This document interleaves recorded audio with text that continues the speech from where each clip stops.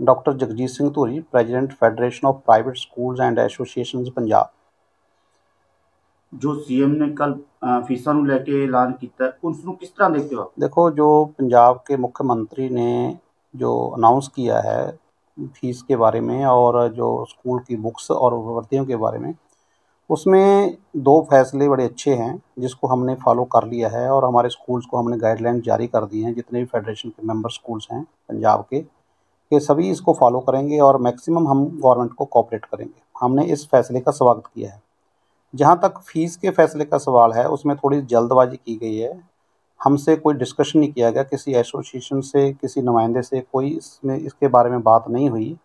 अच्छा होता कि अगर हमें बुलाते तो हमें पूछते भी आप कैसे पेरेंट्स की और हेल्प कर सकते हो। शायद उनको किसी अधिकारी ने ये नहीं बताया भी जो फ़ीस थी वो पिछले 2 सेशन से स्कूलों ने नहीं बढ़ाई। कोरोना काल के दौरान इवन उसके उल्ट है, जो 85% जो फ़ीस ही ली है स्कूल्स ने।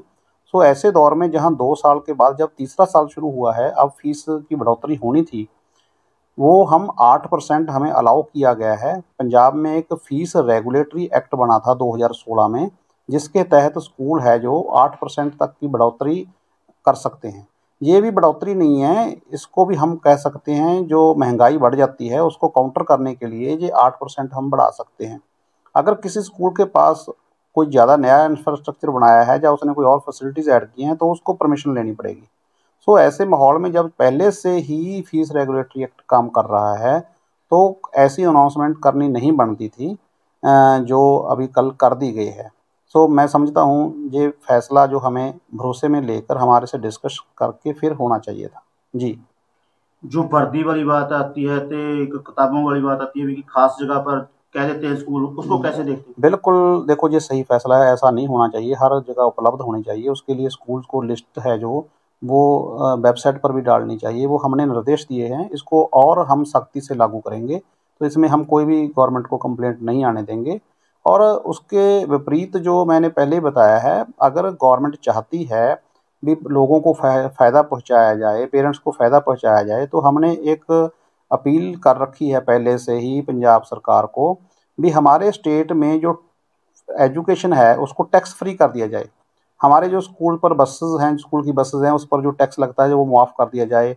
इलेक्ट्रिसिटी चार्जेस हैं वो कमर्शियल से डोमेस्टिक कर दिए जाएँ और अलग-अलग तरह के प्रॉपर्टी टैक्स है, हाउस टैक्स, वो सब मुआफ़ कर दिए जाएँ और उसका सारा बेनिफिट संस्था को ना देकर पेरेंट्स को दिया जाए। हम लिखती तौर पर ये गवर्नमेंट को देने को तैयार हैं भी अगर गवर्नमेंट पंजाब में टैक्स फ्री एजुकेशन कर देती है तो उसका सारा बेनिफिट हम पेरेंट्स को देंगे। तो इस तरीके से ही ज़्यादा पेरेंट्स को जो फ़ायदा मिल सकता है। और उसके साथ ही राइट टू एजुकेशन एक्ट है जो, जिसके तहत सरकार जो है वो प्राइवेट संस्थाओं को कह सकती है कि आप 25% इकोनॉमिकल वीकर स्टूडेंट्स हैं उनको आप फ्री में पढ़ाओ। हम उसके लिए तैयार हैं, लेकिन उसकी फ़ीस है जो वो गवर्नमेंट ने अदा करनी होती है, जैसे वो दिल्ली में पहले से ही कर रहे हैं।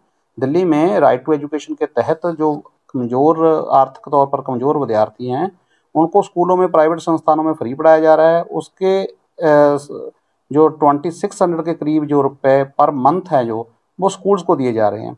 तो अगर सरकार असल में चाहती है भी जो फ़ायदा है वो पेरेंट्स को मिले, तो ऐसी पॉलिसी लानी चाहिए जिसका जो फ़ायदा पेरेंट्स को रियल में मिल सके। जो अभी अनाउंसमेंट हुई है इससे क्या होगा, इसमें कॉन्फ्लिक्ट पैदा हो जाएगा। पहले 2 साल कांग्रेस सरकार में पेरेंट्स और स्कूल मैनेजमेंट के विचकार टकराव का माहौल पैदा हो गया था। अब इस ऐसी अनाउंसमेंट से फिर से वही पोजीशन हो जाएगी, क्योंकि स्कूल वाले मानते हैं कि हमने 2 साल से, 3 साल से कोई बढ़ोतरी नहीं की है, महंगाई इतनी बढ़ गई है, डीजल 64 रुपये से 100 रुपये तक पहुंच गया है, हर एक मटेरियल महंगा हो गया है, तो सैलरीज बढ़ रही हैं, इंक्रीमेंट बढ़ रहे हैं। तो ऐसे माहौल में ऐसा ऐलान नहीं होना चाहिए था। हम इसके लिए जल्द ही भगवंत मान जी से मिल रहे हैं, सो हमारे मुख्यमंत्री हैं, मुझे पूरी उनसे अपेक्षा है कि वो इसको ठीक सुनवाई करेंगे और पेरेंट्स के हक में और संस्थाओं के हक में फैसला लेंगे। गिनती की बात की जाए पंजाब में कुल कितने प्राइवेट स्कूल हैं? देखिए, पंजाब में 3-4 तरह के स्कूल हैं। एक तो सीबीएसई स्कूल हैं, लगभग 1500 स्कूल हैं जो वो सीबीएसई से एफिलेटेड हैं। 5400 के करीब हैं जो पंजाब स्कूल एजुकेशन बोर्ड से हैं और कुछ 1500 से लेकर 2300 तक की गिनती है जो एसोसिएटेड स्कूल्स की है। लगभग कह सकते हैं पंजाब में 9000 स्कूल हैं, जिसमें पंजाब के कुल बच्चों का 55% बच्चे जो हैं वो प्राइवेट संस्थानों में पढ़ते हैं। देखिए, अब गवर्नमेंट खुद बोल रही है कह रही है भी हम सरकारी संस्थाओं को प्राइवेट जैसी बनाएंगे। इसका मतलब ये तो है, वो मानते हैं भी जहाँ पर क्वालिटी एजुकेशन है, जहाँ पर इंफ्रास्ट्रक्चर अच्छा है, जहाँ पर खेल सुविधाएं अच्छी हैं, तो हर चीज़ अच्छी है, तो वो हमारे जैसा बनना चाहते हैं। लेकिन एक सरकारी स्कूल में जो बच्चा पढ़ रहा है उस पर 5400 रुपीज़ सरकार का एक महीने का खर्च आ रहा है। तो जो हमारे प्राइवेट संस्थान हैं इसमें से 80% जो स्कूल हैं उनकी फ़ीस जो मंथली है वो मैक्सिमम 1500 रुपये बनती है। 500 से शुरू होकर 1500 रुपये तक पंजाब के 80% स्कूल हैं वो फ़ीस लेते हैं एक महीने की। इतनी सस्ती एजुकेशन और इतनी क्वालिटी वाली एजुकेशन देश के किसी और हिस्से में नहीं है। जब दिल्ली की बात करते हैं जी, दिल्ली का मॉडल बिल्कुल डिफरेंट है। दिल्ली में जो प्राइवेट संस्थान है उनको सरकार ने फ्री में लैंड दी हुई है 1 रुपये महीने के हिसाब से। लेकिन पंजाब में बिल्कुल डिफरेंट माहौल है, जहाँ पर लोगों ने जो चैरिटेबल ऑर्गेनाइजेशन बनाई है इकट्ठे होकर खुद ज़मीन जो है वो परचेज कर कर फिर संस्थान खड़े किए हैं।